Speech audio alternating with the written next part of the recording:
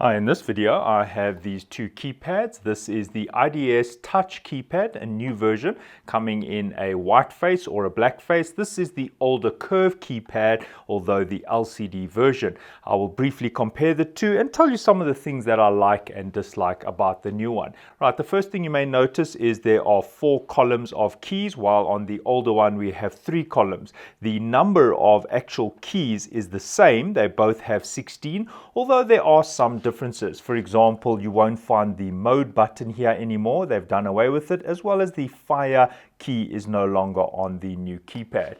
Some of the second function buttons have been changed. For example, here it's medical and arrow down, while the arrow up and arrow down buttons have been moved to the bottom. So here are the keys and the medical has disappeared.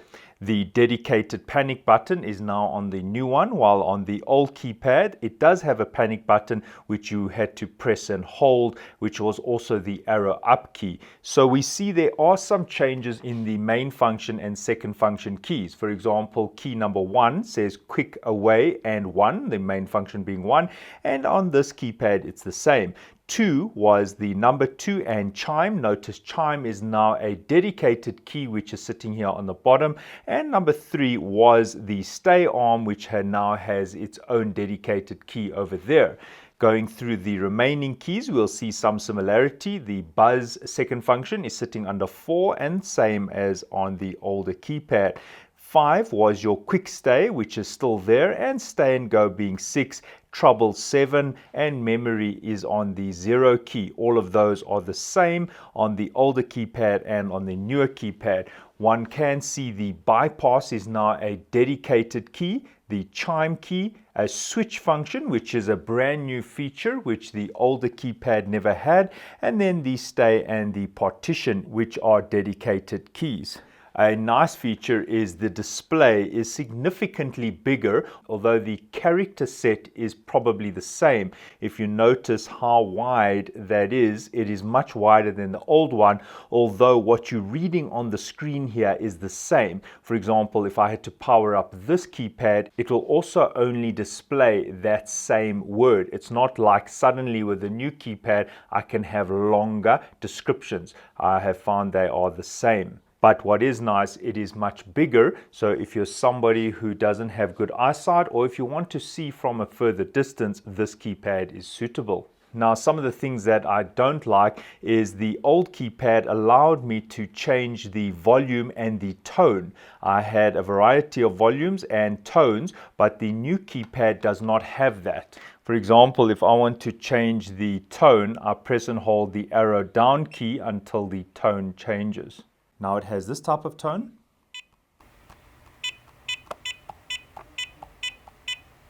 As opposed to this tone.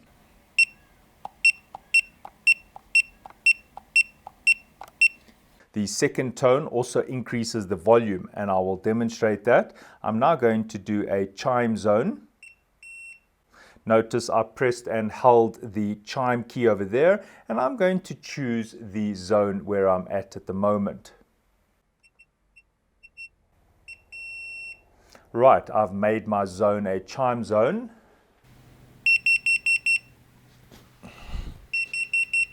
And I'll now try the other tone and volume. So that is significantly different to the older keypads. I will now play the older keypad tone. Now here on the older keypad, I would like to put the chime on. Now the older keypad has volume and tone adjustments. I'm going to quickly demonstrate them. I press and hold the hash and 1, and that takes me to the lowest volume.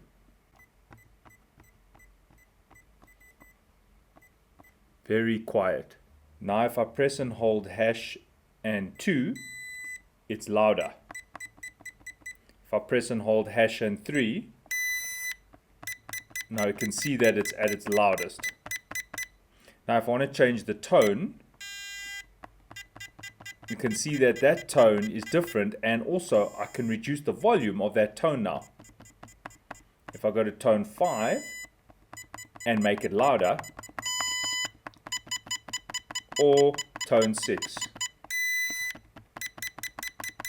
So in this case, I can choose the tone and the volume, which gives me more options than the newer keypad.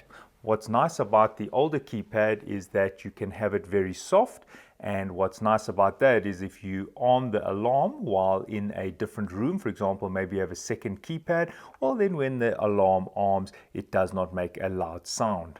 Notice how the text is quite a bit smaller, and that's a disadvantage of the old keypad. Now, some of the nice features of this keypad is you can go to the partition directly over here. You can also choose your stay profile. So I would say stay, and I can press 2 star, and then it will stay on my alarm according to stay profile 2.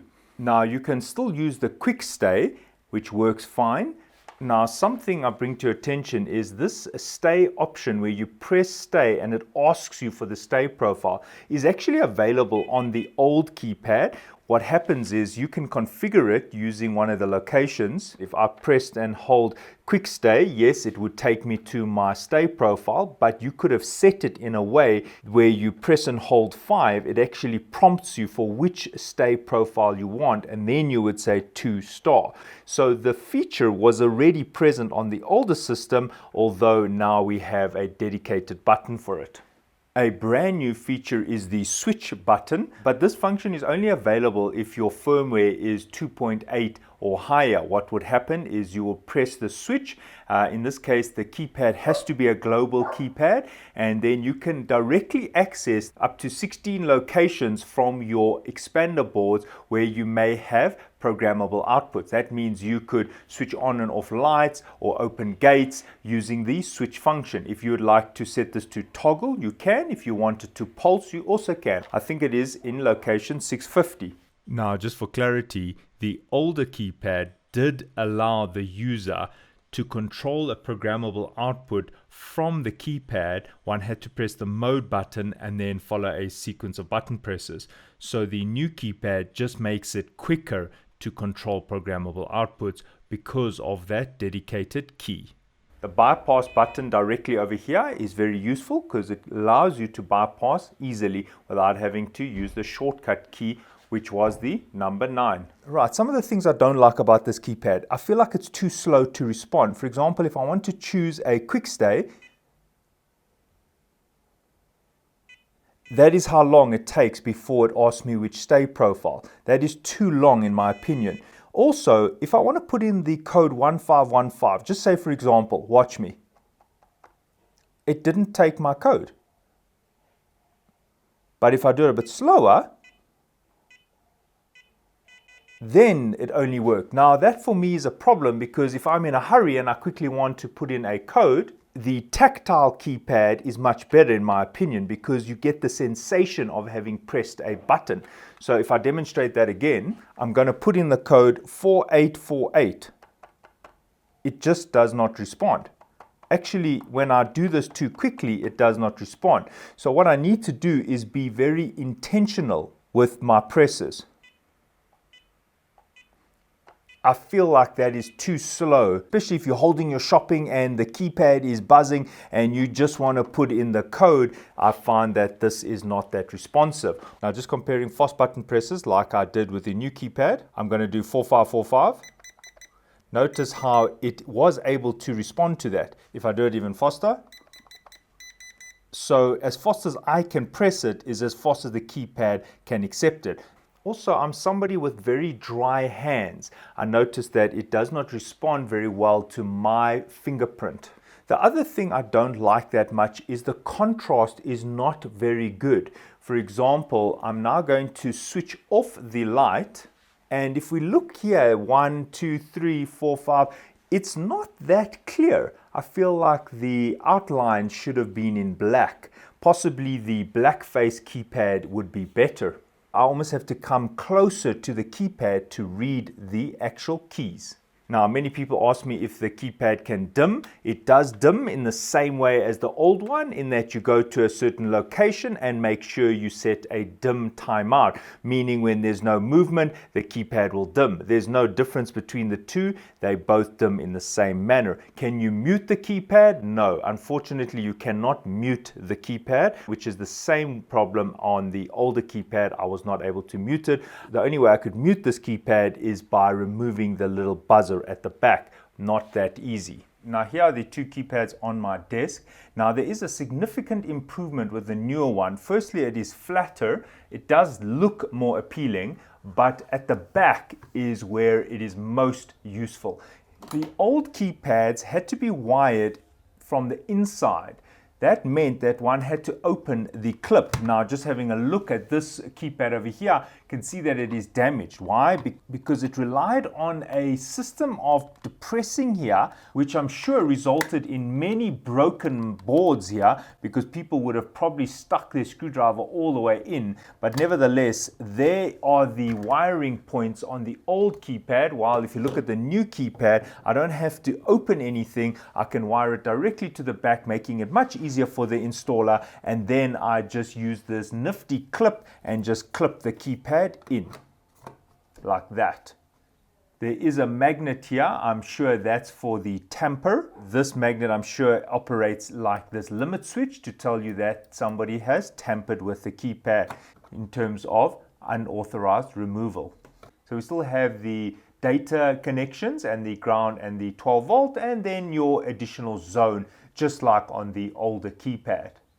The newer keypad does have these dip switches at the back, and these dip switches allow you to default the keypad.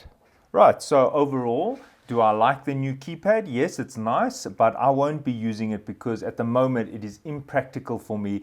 And also, as I mentioned, contrast between the lit digits and the background is not strong enough for me. I prefer it to be bolder. All right, thanks for watching, and cheers.